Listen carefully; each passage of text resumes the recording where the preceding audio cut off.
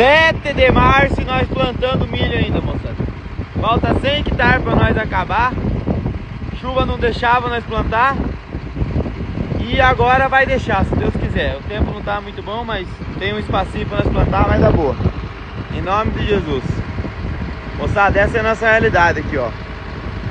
Aqui nessa fazenda nós vai plantar 1000 hectares de milho. Já plantemos 880, falta uns 100 e pouquinho hectares.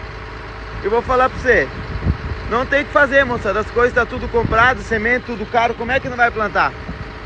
É a esperança nossa chover até final de abril aí, pegar um pendão, uma chuva no pendão, e tá tudo certo. Positivo? A realidade do agricultor, né, moçada? Não temos o clima na mão, se programamos para uma coisa, no fim acontece outra. Mas fazer o quê? É isso aí, só quem é agricultor sabe da nossa realidade.